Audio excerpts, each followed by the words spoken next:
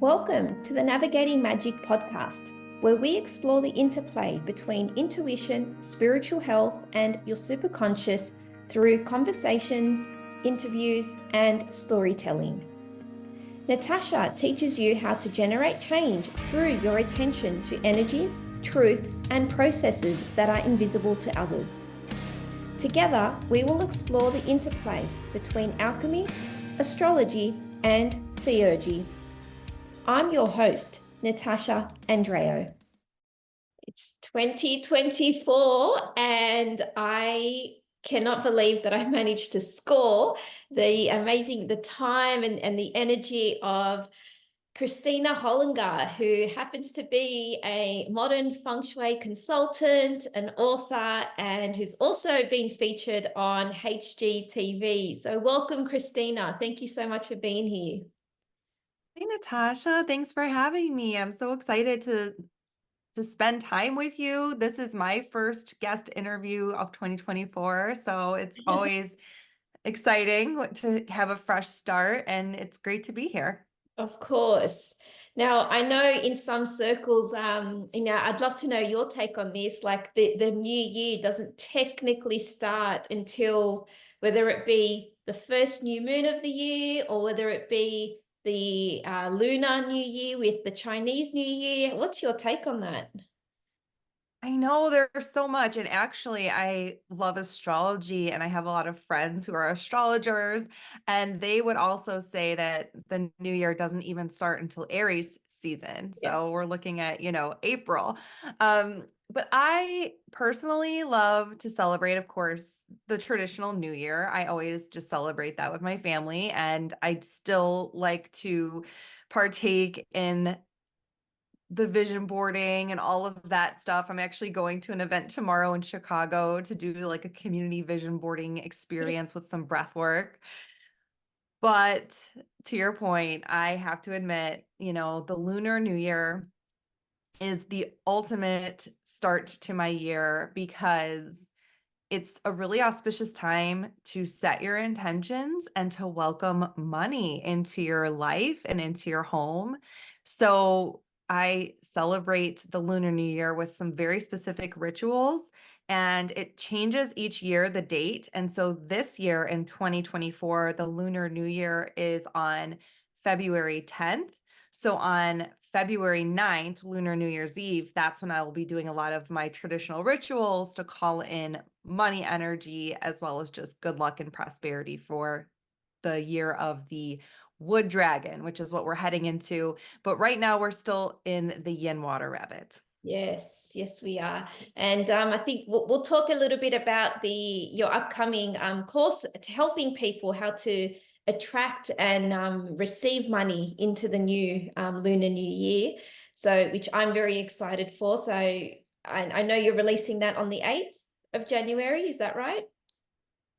Yeah, and it's something that I've been practicing now for 8 years. I'm going into my 9th year of doing it for my personal, experience and benefit, but I've been teaching it now for 3 years. So really cool. But I want your listeners to like get a lot of goodness from this conversation. And usually I consider myself like a practical feng shui practitioner in the sense that I like to give simple modern methods that you can just apply like literally after our conversation. So like I hope that I can bring your listeners some understanding of why feng shui is this really cool manifesting tool, and then also give them something practical that they could try. I don't know what's going to come out of this conversation. There's so much that we could talk about, so I'm sure we'll give them something that they can try as early as today if they want. Absolutely.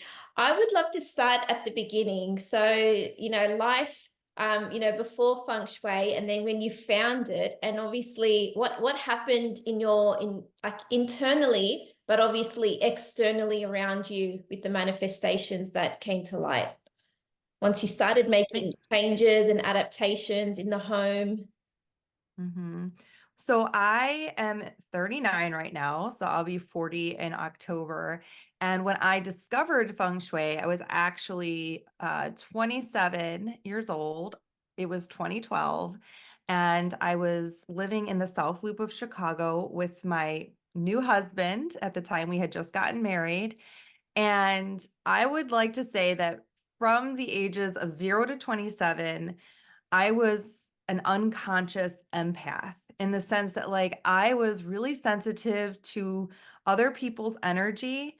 And I was also really sensitive to the energy of my environment. It was always impacting me and I was always absorbing other people's energy, but I had no idea that that was what was going on and that I was carrying that heaviness around with me for 27 years. So essentially, I discovered Feng Shui by accident. I had just gotten married and I was looking around our apartment and I just felt like it was really stark and it needed some updating. And I grew up in a holistic home. My mom is a chiropractor and she sort of introduced this concept of Feng Shui to me. So I decided I would Google it. And as I was updating my apartment, I decided to apply some manifesting magic. And ultimately, here's what happened. I started by applying Feng Shui to our entryway and our bedroom because those are the most important areas to start with Feng Shui. And then I also discovered the Bagua map, which is what really drew me into Feng Shui. And I realized that we had a wealth area in our home. And so, of course, at that point in my life, I really wanted more money. And I thought that having more money would solve the world's problems in our life. So I activated the wealth area as well, naturally. And what actually ended up happening is after I applied Feng Shui to our entryway, our bedroom, and our wealth area, within 6 months, my husband was unexpectedly promoted. We found out we were having our first baby and we bought our first house with grace and ease. And I like to stress that that was a really huge miracle at the time because we didn't have like a nest egg or any reason why it should be easy to buy a house. And we were actually able to do it quite fairly easily. And that was truly the beginning of my Feng Shui journey. And I just want to kind of round out the story by sharing that, I started my career in education. I was a teacher for 10 years. And so the teacher in me wanted to teach other people how to manifest more money. And so that's initially why I got certified to become a Feng Shui practitioner, because I just wanted to teach others about it. And fast forward now over 10 years later, and here I am teaching other people about it. And really happy to share how Feng Shui continues to improve my life and then help others do the same. Of course, it's amazing. I guess like naturally when you experience the results yourself, that you just want to share this with others. That's a beautiful testament Mm-hmm. to the magic that it contains. Mm-hmm. I would love to know your experience with the Bagua map. So talk to me a little bit about how that can be applied to really any a home or an office space, and the little changes that you can start implementing in order to receive, like start experiencing the changes. Mm-hmm. I love this question because the Feng Shui Bagua map is what drew me into this manifesting wisdom, this manifesting magic, however you want to look at it. And I also want to let your listeners know that I practice BTB school Feng Shui. And I think this is really important because when I first started Feng Shui, I would just Google all these different things. And what you end up doing when you Google Feng Shui and the Bagua map is you're going to notice that there's different schools of Feng Shui. So there's some practitioners who are going to use the Bagua map and apply it using the compass directions. And that's a traditional method and it's a little more complex. However, I practice BTB school Feng Shui. And with this type of Feng Shui, it was brought to the United States in the 1980s by Professor Lin Yun. And it's always using your front door for a point of reference. Now I'll slow down and I'll back up a little bit. The Bagua map separates your home into 9 areas of life. So essentially, you can identify which rooms in your home correlate to certain areas of life. So for example, you have a wealth area, you have a relationship area of your home, you have a career area of your home, etc. There's 9 areas. And basically, what I would love to share with your listeners, because I think a lot of people want to know, like, for example, I started with my wealth area. So, like, where's your money area, right? So when you walk into your home, I'm just going to give you a practical example. When you walk into your home, think about the main level. So if you live in a multi-level home, just think about the main floor. When you walk into the front door, the far back left area of your home is the wealth area, and the far back right area is the relationship area of your home. And then the front center is the career area. So if you have the Bagel map, you can literally go to my site and get a free one instantly. I kind of like to like identify those key areas, because then it kind of helps you understand which areas of life are in different spaces of your home. Hopefully that helps. And hopefully that's easy. Once you actually see the Bagel map, it really can be easy to apply. It really is. I'll share that I found Feng Shui, I think just under 10 years ago. And when I found out that the relationship sector of the home was the far right, I had read, I had bought a book and I'd Googled, and it said to add pink things and romantic things. And like before I had Googled it, I had one rose quartz crystal in that corner. And then I had read that one rose quartz crystal personifies love for self. But if you want to attract a partner, to get a second crystal to invite them into your life. And so I went to the markets, I bought a crystal. And so I had two rose quartz crystals, and it was there on the Sunday. And I met my now husband on the Wednesday. So I experienced fast Wow. ramifications. It can happen that fast. I love that story. And I like now I have like dozens of stories like that from clients and students who have taken my programs. And it's so fun to hear because I would experience, I mean, that's like the story of my life. I feel like the past 10 years, it's like these things just happen and it's like miracles are natural now. But it's so fun hearing your experience, and you're totally accurate with what you shared. Like listeners could literally do that adjustment today if they wanted to. I love that. Course. Talk to me about clutter and sensitivity around it, because I think I resonate with you when you said you're energetically sensitive to your environment and I guess people around you, like being a natural born empath. Talk to me about what happens in a cluttered environment, what that represents, and how it can manifest into other areas of your life. I think this is a really interesting question because if we really think about it, Feng Shui has been around for over 2,000, 3,000 years. And clutter is a fairly new concept to our modern society because we are in a consumer age where you can just click a button and things get delivered to your home instantly.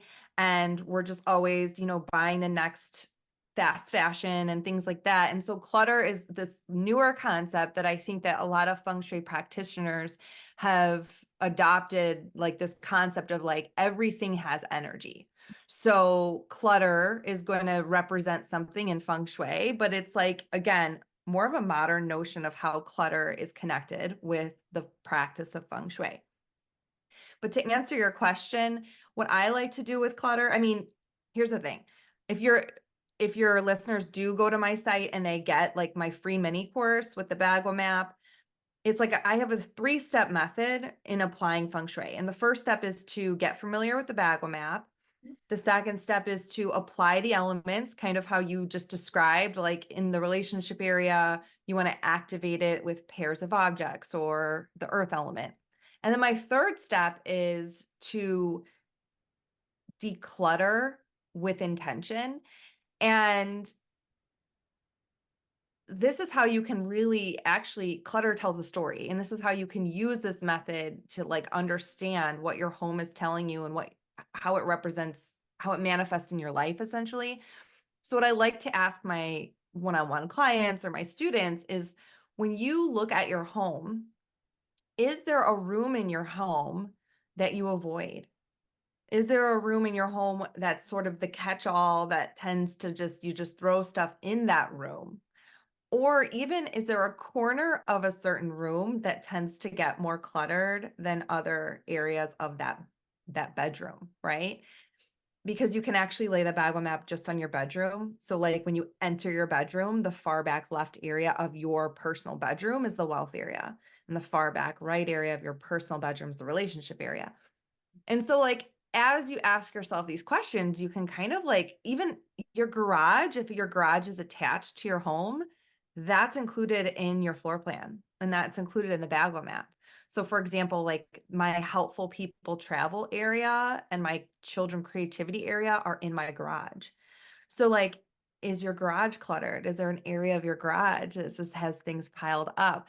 And if so, how is that a reflection of, any challenges or blocks that you might be experiencing in that area of life?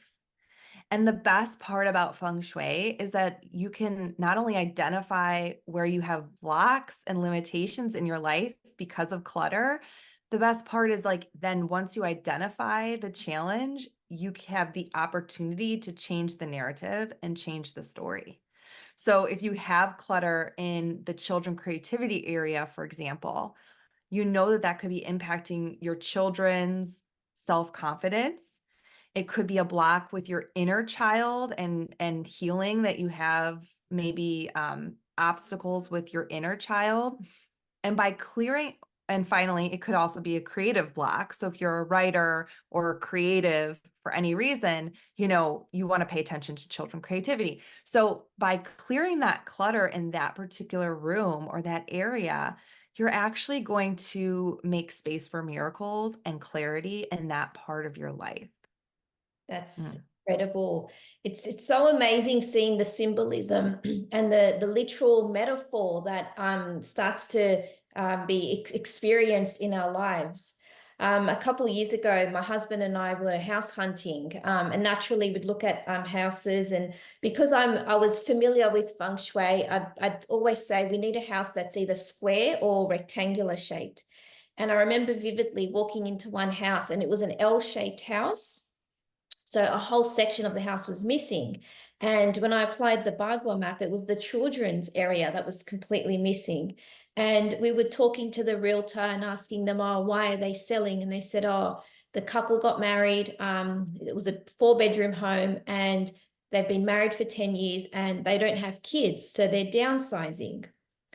And I just would, I'd see the photo frames on the wall. There's lots of adults, like family members and the couple photos, but no children photos. And I just couldn't help but think their children's sector of the Bagua map was missing. And unfortunately, they weren't able to have children of their own.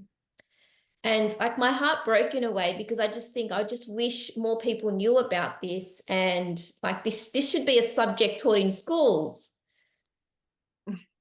Yes, of course it is. And I really would love to comment on this because this is so important. I actually had clients that came to me for this very reason. They were having trouble conceiving and they actually were missing the relationship area of the home. And it sounds like the way that you described the L shape, they were probably also missing the relationship area of the home. And that area represents the female energy of the house. So what we did was we did an energetic remedy. It's energetic, so it's invisible. You don't even see it. We did an energetic remedy to close off that missing piece. So that was no longer missing. And they successfully conceived and had a child 1 year after the consultation. And I also want to comment because your listeners listening, I also want to say, like, I've seen hundreds and almost thousands now floor plans. And it's very rare that someone lives in a perfectly square shaped or rectangular shaped home. So I just want to comment that, like, this is why I do one-on-one consultations, or this is why I have programs like my 12-month manifesting journey, because so many people have like either a missing piece or sometimes they even have extensions, which is really good luck. Actually, you have like an extension in a home, in part of your home. But that being said, like, it's nothing to fear. Having a missing piece is quite common. And there's also so many things that you can do to remedy and fix it. And so again, just kind of like thank you for sharing that. And I just wanted to share with listeners, like, Feng Shui is nothing to fear. Like, I always like to say, in Feng Shui, there's always a cure, So if you are missing that area, and I do wish more people knew about it because it's truly life-changing. Yeah, it really is. We ended up buying a house, and I still pinch myself at this silly mistake I did, knowing everything I know about feng shui. I think it was the desperation of getting married and being a perfectionist, needing to have the house before we got married. We bought a house in a cul-de-sac, and the house was literally at the circle bit of the cul-de-sac, so it was literally a dead end. And I remember telling the sales agent, it can't be in the middle. Oh, I didn't want it to be in the middle, and he said, okay, well, you're on the edge of it. I said, yep, that's okay. And I was just like, I dissed what I knew because I thought we'll be right. But as soon as we moved into this house, it was a brand new home. It was, the home itself was beautiful, everything we needed and wanted. But I can't tell you how many blocks we experienced in this home. Every time Mm. furniture arrived, dining table was broken. Second one was also broken. We got a third one that was also cracked. Two times I received this desk, crack in it. We received a brand new bed and it had mold in it.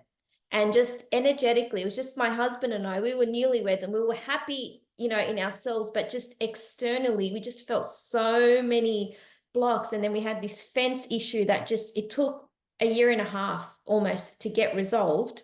And I just felt it was very slow. And I tried to remedy the front door, but I just knew that outside the home, I wanted to put a water feature in there, but we ended up selling the home because I just did not, I couldn't stand the energy anymore. Mhm. That is tricky. And I think I'm very grateful that I found Feng Shui before we purchased our houses because it does make a difference when I'm home shopping. I'm totally looking at the Bagua map, and I'm also noticing, like, we almost decided to do new construction in our home, Mm. or for the house that we are currently, we're living in a home that we love. It's not new construction, but we explored new construction. And I think it's really helpful, like, even with new construction homes, usually they have like 3 or 4 different models that you can choose from. And it's pretty clear which models are going to be best for the family dynamics. And it's also really clear which house layouts are going to be best for your financial, not only your financial prosperity and abundance, like being able to bring money in, but there's certain key elements of a floor plan that are going to show that you're going to be able to save money with more ease. And so all of the things that you're sharing, I think it's very interesting. And I think, there's probably things that maybe could have been done if like a professional practitioner was able to go to your home and help you with it. But the fact that you moved and you got something that was better suited for you is great too, so fascinating. I think you feel it in as soon as you walk into a home, you know whether it's a right fit or not. Absolutely. And I'd also like to say, like, who knows, like, what was going on when you purchased the house? Like, so in Feng Shui, we work with 3 types of energy. Personal energy. So knowing that when we balance our own personal energy, that's why I have some like guided meditations for manifesting and things. When we balance our own personal energy, we become a magnet for what we desire. And also personal energy is how other people's energy can influence us. So that's what I teach my students to do in the 12-month manifesting journey, like how to protect your personal energy so you can be in your own energy.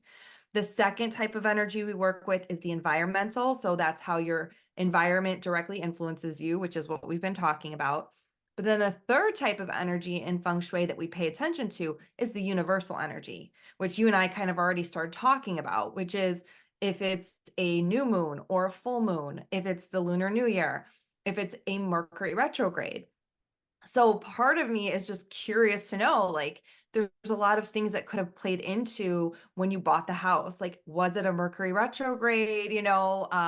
So many different things can influence can influence you. And I actually, this is why I get so excited when we're heading into a new year when it comes to the Chinese zodiac.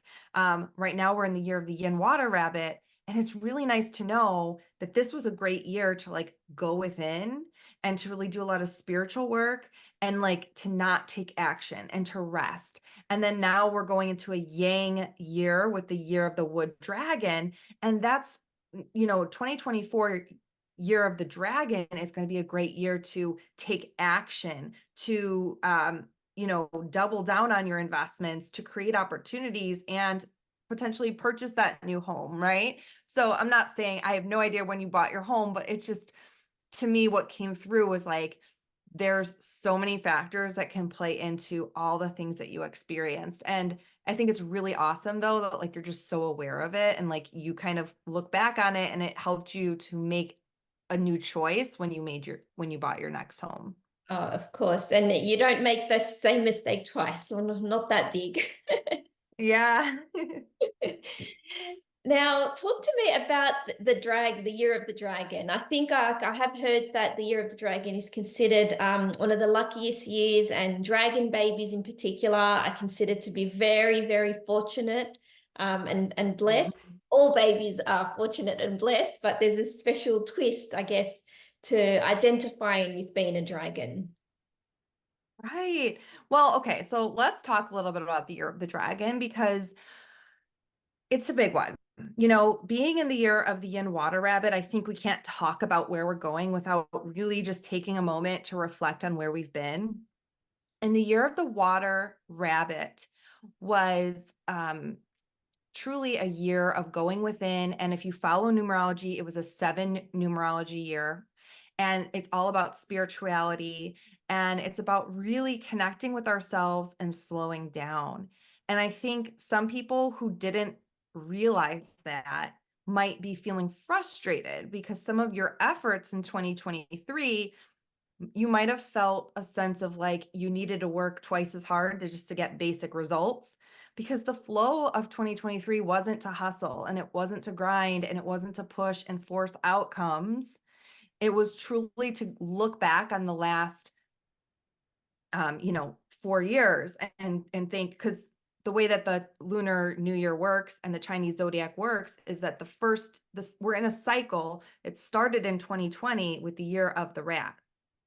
And so as we move through, the year of the rabbit is like the 4th year of the cycle. So it's kind of like it was a year just to kind of look back on the past 4 years and think like, is this still working for me? Is what I wanted 4 years ago what I still want now? And kind of just like reassess. So if you were kind of plunging forward in 2023 without really pausing, you might feel a little bit, depleted. But I think what ended up happening is naturally there was a little bit of a pause in 2023 for a lot of people personally. And so I think a lot of people now are ready for this active yang energy that 2024 dragon is bringing us. And so numerology wise, Felicia Bender is like the in-house numerologist for the Astro Twins. She's my personal numerologist. She's been on my podcast numerous times, and I love numerology. So I do pull it into my readings and how I perceive the year. But we're moving into an 8 year, according to numerology, in 2024. 8 is the number of money in numerology and in Feng Shui. So in Feng Shui, we look at the 8 and it's the circle, it's the infinity sign when you kind of flip it to the side, right? And it's all about giving and receiving. And the big lesson for 2024, Year of the Dragon, is that we're going to need to give in order to receive. And if we hold too tightly to our money and our finances, then we are going to block the flow of receptivity. And it doesn't mean like give all your money away in 2024. But what it means is, this is what I like to teach my students in the 12-month manifesting journey. We have several months where we really just focus on money. And in the money months, here's like kind of like my mantra. I say, okay, this is the month to round up. And here's what I mean by that. Like, have you ever gone to a grocery store or checked out at a a clothing store, and they ask if you would like to round up for like a donation for, St. Jude Hospital, or, something like a local shelter. Even like pet stores do this. The answer is yes, right? Like, sure, I'll round up the high, I'll give a quarter to St. Jude. I'll give a quarter or round up, right? So it's the year to round up. Or if you have a coffee shop that you go to, you don't have to tip your barista every time, but like make it a point, like every Friday or once a month, I'm going to like give a little tip to my baristas because they're always taking care of me. It's those little things. I'm not saying like, again, it's not like go ahead and spend hundreds of dollars in 2024, like giving away all your money. I'm just saying it's those little micro gestures in 2024 that are going to help you kind of open up to the flow of abundance, because money is a big theme in 2024. And I think a lot of people are excited for that, right? Because we think, the money, it's coming finally. And it's true. The year of the dragon, hard work is rewarded, and it's rewarded through recognition, and you'll be rewarded through money. However, we also have to look at the flip side that like there's also going to be lessons in money. So one of the lessons is when you always give, you always have. So just kind of remember that flow of abundance. And secondly, a lesson that the dragon is going to be teaching us is, you don't want to get burnt out either. And if I could speak to that too, if you want. I just feel like I just said a lot there though, so I'll pause. No, I think it's really interesting to hear, because I guess subconsciously we're living out these themes without being aware of it. And so I just think you're so much more empowered once you are bringing it to your conscious awareness, because then you know how to make the move. Like I know, like I'm an astrologer, so Fridays it's ruled by Venus, and Venus rules money. Like money, it's Friday's the money day. So on Friday, like my husband and I have like money date nights, and we talk about our finances.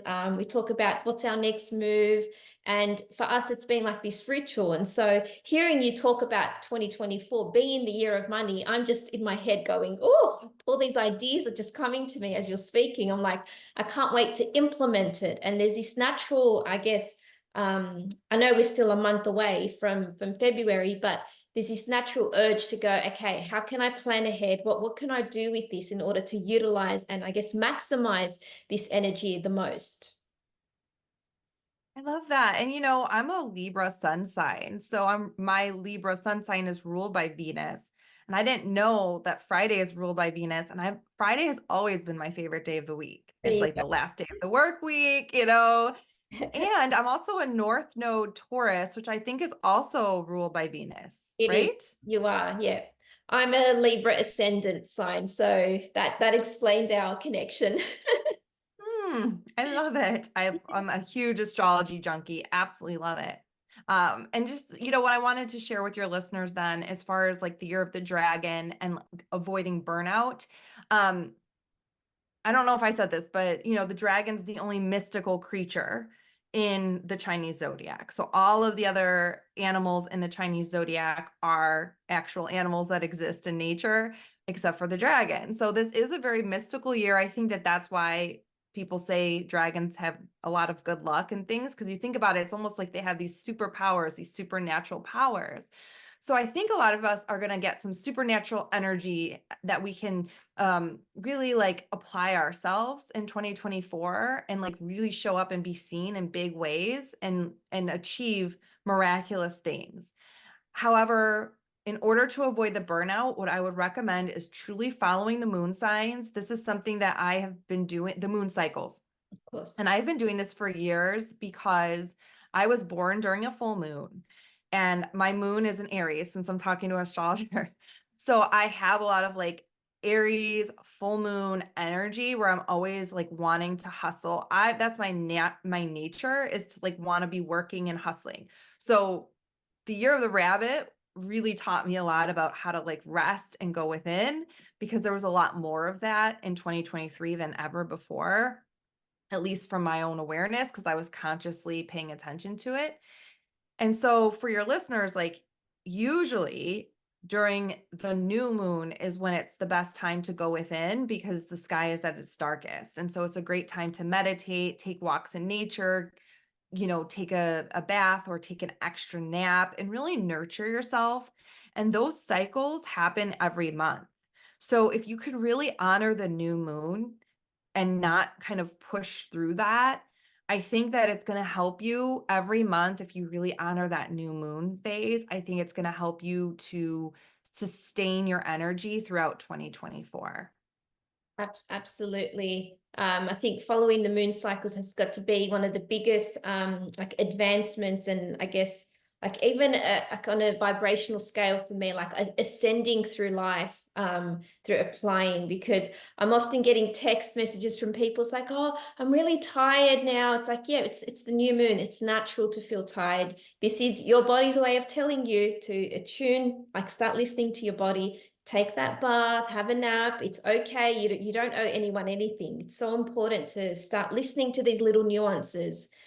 It's I think Mother Mhm. Nature has so much to teach us, and we're only on the brink of I guess it depends on your circles. I guess, proximity has power. So the more you hang around and you're exposed to people, I guess like us, who talk about it, teach about it, it becomes more natural and normal in your world.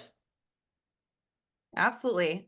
It's just funny because I just didn't I was just fixing my screen. I didn't really realize that about the moon cycles for a long time. So that's why I think it was just important for listeners to know, like in Feng Shui, we do really pay attention to that because you mentioned nature. And I think that's really where Feng Shui translates into wind and water. The wind is the invisible energy that we can't see, and there's a lot of invisible cures in feng shui that we do that you can't see, but they will be effective. And then the water is what we do see. It's the flow of, like, when we change the paintings on the wall or rearrange the furniture. But really feng shui is about honoring nature and bringing the outside in and living in harmony with nature. And nature does not hustle and push, and humans have uh what's the word? I don't even know. Like, humans have sort of evolved into this species that is so disconnected from nature, in the sense that, like, I've learned about human design not too long ago. I think it's been 2 years since I've known that I'm a projector. And it's like, this is not a projector world. You are too. Projectors have a good 4 hours of focused energy to, like, show up, go on Zooms, teach a class and be, like, in connection with humans. And like, so, and like, we are really, when we're working with clients, we go deep. We and it's just amazing what we can do in a short amount of time. But you can't tell someone who hired you to work from 9 to 5 that you're a projector and you can't work that long, and you got to go back to your house and take a nap, meditate, journal, and, like, um, do your tarot cards and do some research, because that's what projectors ultimately want to do.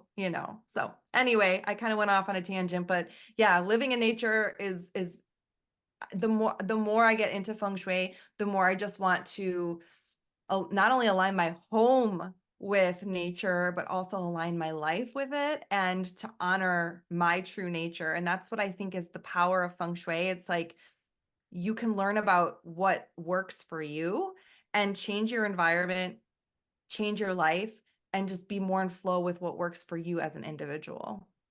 Absolutely. And I think, like, just touching on human design, like if you think about like, and you've got young kids, so you'd be able to speak more to this. Like you, I think we just have so many similarities. I think you're in parallel universe. We could be each other. I was also a teacher, a secondary school teacher, and I it really saddens me, and it's a trigger point for me, because young people especially, like, had we known we were projectors, in high school or during college, I think we would be different people now.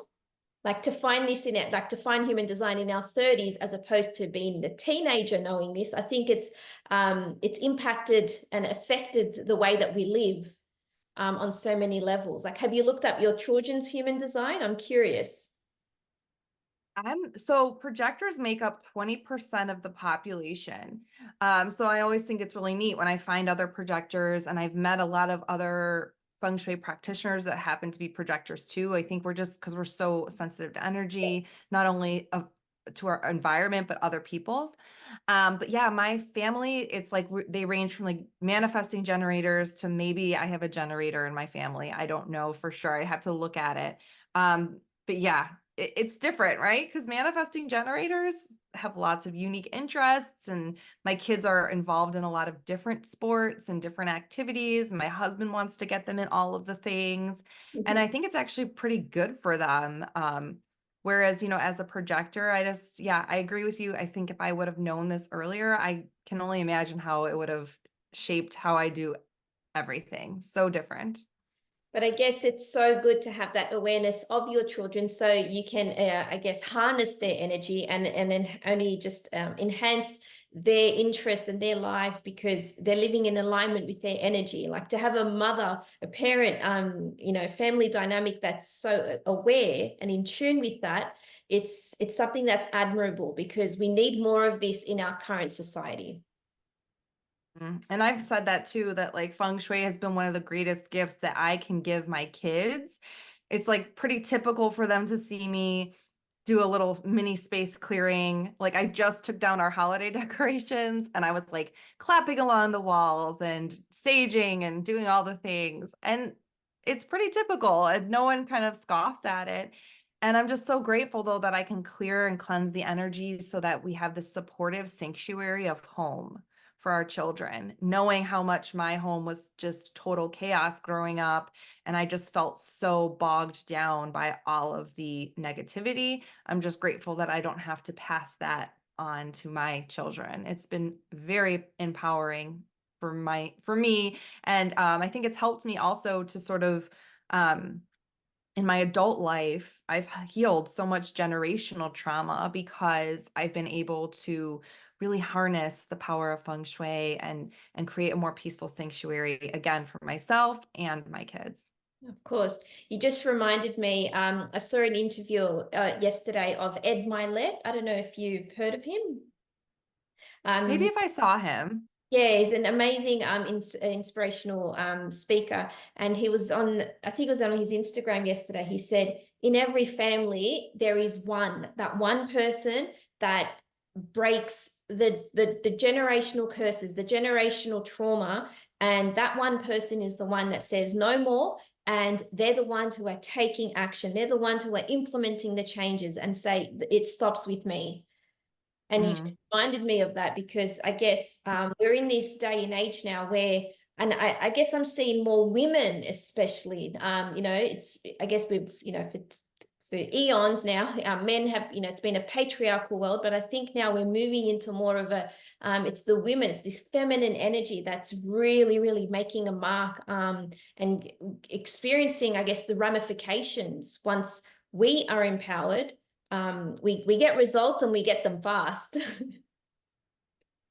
Could not agree more. It's a movement, and I like I said, I love to have astrologers on my podcast as well, and we've talked about already how Pluto was moving into Aquarius, and we know that we're going to be so much stronger in communities, and I'm seeing more and more communities of even conscious humans, so men and women, but also a lot of powerful women standing together in their light, and I do sense a shift happening, So, which of is exciting.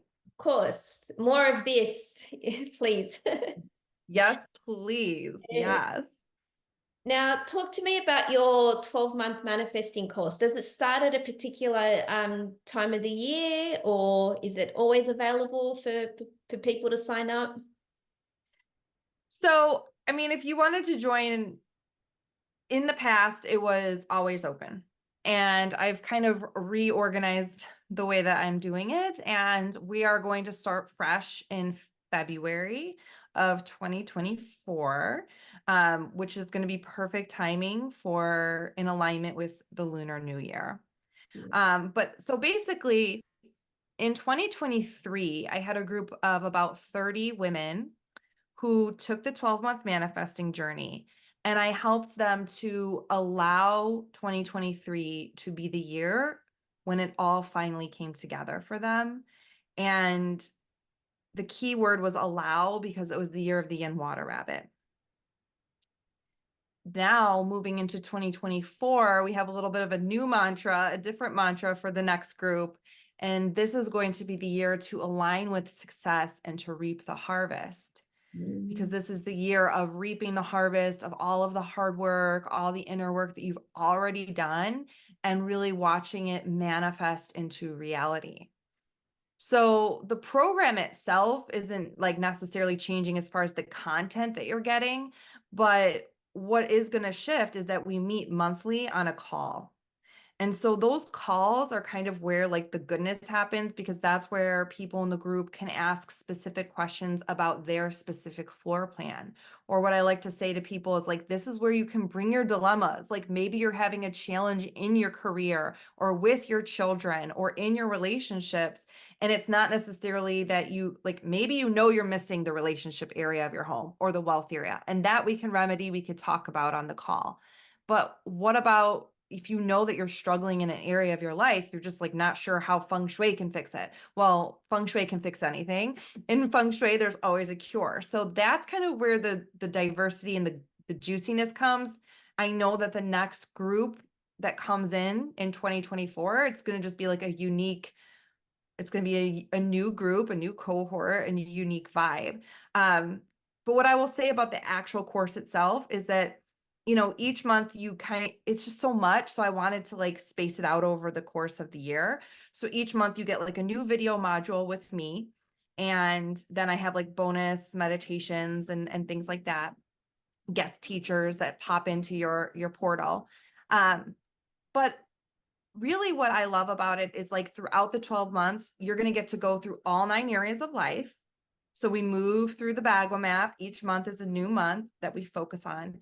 And what I also love about the 12-month manifesting journey is the first month is a focus on more abundance with Feng Shui. And I think this is so key for the year of the dragon, because since this is the year about money, the whole first month we focus heavily on money to set you up for the year, to like really make sure that you're bringing that in. So okay, that was a lot, but it's really it's one of my it's my biggest pride and joy. It's something that I've developed in addition to having one-on-one clients. This is like a way that people can work with me in like this group setting. And this will be the second year of the cohort. And it's just been a very special program. So thank you for allowing me to share that with people, because maybe they feel called to join. I'm about to enter my personal 1 year. Well, I have. It's a week in to 2024. So it sounds like something that I should be doing. And I feel really, as you're talking, I'm like, oh, this sounds like it's literally like having your personal feng shui consultant once a month. Go in, ask your Yeah. questions, get the remedies. So it's just so enticing and inviting and so warranted right now. So I think sign me up. Yeah.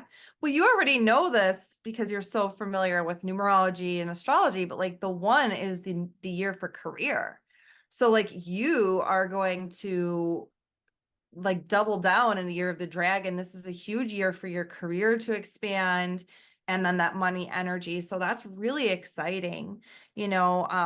And I feel like the people who took the 12-month manifesting journey in the year of the yin water rabbit, they just kept coming back to, I'm so grateful that you kept reminding us of the universal energy, because you know, feng shui can't fix all of your problems or make them go away, unfortunately. But what feng shui can do is it can give you tools to address life's challenges as they come. And so that's why I feel like the 12-month manifesting journey is special, because it's like 2 reasons. Number one, I always say this, I even said this to my husband. I had a one-on-one consultation this year with someone, because practitioners need practitioners too. And I kept saying to my husband, we did not pay someone to come tell us what to do and to not do it. And that's the thing with this 12-month manifesting journey, or if you're a one-on-one client, it's like feng shui only works if you do it, right? So it's like you can take the class and watch the modules, but until you actually move the painting or try the invisible adjustment, it's not going to necessarily work. And that's why I kind of love this model. It's like you get all the feng shui adjustments, you can take your time with it. And then when we meet, it's like you're going to get exactly what you need in that moment, because life is going to happen, and you might just need something that's not in that module that month, or maybe you just need a friendly reminder of what's available to you. It's simple, but you just got to do it. course, I think my big word for this year is follow through. Like to follow through, take action and use your willpower to achieve all that you're set out to do, because it's very easy to make a decision because the decision stays in here. It's very 4D. We want to bring it into the 3D and to enhance all areas of our life. 100%. And I just want to share, like, I made a huge investment in myself. I just invested in a program that's 6 months. And so I am practicing what I preach. I'm like, okay, if I'm going to call people to like join me on a 12-month manifesting journey, I need to be willing to do something for myself too, and my self-improvement. Because I understand, like, I want to be in there with you, like, not like, oh, I've done this already. Like, it's like, here's the thing, like, Feng Shui is a practice, and you know what that means. Like if you're meditating, you don't just meditate once and it's done. It's a meditation practice. You do a little bit every day. And you don't just brush your teeth once and you're good for the month. So that's kind of why I developed this, because it's like, it's a practice. So I'm practicing Feng Shui with you. And I just wanted to say, side note, I'm also elevating I'm also adding to my repertoire, and I'm also engaging in something like a 6-month container with a group of women and trying to better myself. So I totally am there with you. I know what it's like to like commit to something like that, but I also know that on the other side of it, that's where the magic happens. And I will just say, like, when it comes to feng shui, I feel like it's the best manifesting tool for money. Like that's all I'll say. But like the amount of money that people just, and I'm not just saying like little amounts, like people just having the best business years of their life through the program. And I feel like that's like one of the most rewarding aspects, is like seeing how things change in people's life. And when you're with someone for a whole 12 months, then you really get to see that, which is fun. Absolutely. And I guess I'm constantly seeing your customers and your clients testimonials on your Instagram. And I think that's what drew me to you. It's like, wow, you're getting results. And it's not just a one-off, one person. You're getting this consistent like feedback through the results once they apply the processes and follow through with the action. And so that's really inspiring. And at the same time, you're walking the talk, and you're walking with your clients. You're not just saying, this is what you should do, I'm the dictator, good luck to you. Like to see you holding their hand and going, yep, if you apply these principles, you're going to get the results. Allow me to show you how. Did you see I just shared this recently. I had a story about so I had a feng shui consultation. My feng shui mentor came into town from Sarasota, Florida, and she had never been to our home. And I was like, Andy, that's my husband. I was like, we've got to have her come in. So one of the adjustments that she recommended was in our wealth area. My husband has his home office, and she recommended that we shift his desk so that he's in more of a command position and he'll see more money opportunities or clients or whatever. And she told us a lot of other things, and they were easy to apply. So I did all the easy stuff first, but we dragged our feet on the desk because that would require, reorganization, changing the wires, all the things. But finally, I just said, Andy, we have to make a decision. We either move the desk or we have to put up a mirror and like rearrange that. There were like 2 options that would optimize the space. So finally, he came around one day and he just said, let's just move it. So we did it. Inconvenienced, all the things, but it didn't matter because I always trust in feng shui. And I set my intention that my husband would be in the command position. And within 3 days, not even, I want to say it was 2 days, he got an $8,000 sale with over $2,500 commission. And it was like, that was just the beginning, right? Because it was like, that little shift, it was like, thank you, universe. Like that was just a little note saying, we see what you're trying to do here and the energy is going to support you. And that was like just the beginning. And so I like to share that story because that was really recent. That was in the last couple months. And just to your point, Natasha, it's like, yeah, I still practice Feng Shui. I'm still moving stuff around my house because it works, you know, and I'm just so grateful to have this practice to lean on. And I'm so grateful to be able to share it with you and your listeners. Thank you for having me here. It's so inspiring, and I just hearing that story makes me it's so juicy, and just go like it's you know, of course it was effort to, you know, change and rewire and do all the things, but once you receive the result, you go, you'd be silly not to continue on this pathway. So it's amazing, and congratulations to you both. Now, And honest, yeah. Oh, go ahead. no, tell me. No, I was just gonna say, you know, it's sometimes it took me a long time. I know you were noticing, like, you're like, oh, you're sharing all these results and all this. And I just shared a story that, like, honestly, 3 years ago, I would have probably been bashful and been like, oh, people are gonna think I'm braggadocious, and I don't want to do that. But I feel like it's actually of service to share specific wins with people because it just shows people the power, the manifesting power of Feng Shui. And my intention since 2012 has always been to share the manifesting wisdom. And you really can't spread the magic and spread the word if people don't really see that it's working. So thank you for listening. And I just want to also, like, I feel that, like, through Feng Shui, I've built up my confidence to be able to share these kinds of stories. And I'm just grateful and celebrating that I can share those kinds of stories with you. Absolutely. So thanks for creating the space, you know. Thank you. On that note, I've decided to start a new trend in 2024 with my podcast, where the previous or the person I'm interviewing asks a question for my next guest, not knowing who they're going to be. So I'd love for you I know I'm putting you on the spot, but I'm pretty sure you're up for the challenge. Can you provide me with a question that I will then ask my next guest on the podcast? Yeah, that's really fun. So can it be something like specific, like you could ask your next guest what their sun sign is, their rising sign, and their south node, their north node. And how about their Venus sign if they know it? Okay, That great. might not be something they know, but wouldn't that be cool? So cool. I'll share a little secret. I know that my next guest is going to be my husband. Oh, good. So you can equip him with the information. Make sure he does his homework. Yeah, right. Hi, sorry about that. I don't know what happened. All good. It just like clicked out. That's so weird. All right. It was so weird, but I love that question that for your husband. I think it'll be fun. I want to listen now. I want to hear about it. And hopefully then you could share all of that information with everyone too. I want to hear about it. Absolutely. Kristina, thank you so much for your time, your energy, your advice, your input, your tips. This has been so much fun. It's so practical. Can you let the listeners know how to find you, your website, your Instagram, your socials? Yeah. So I'm Kristina with a K, KristinaHollinger.com.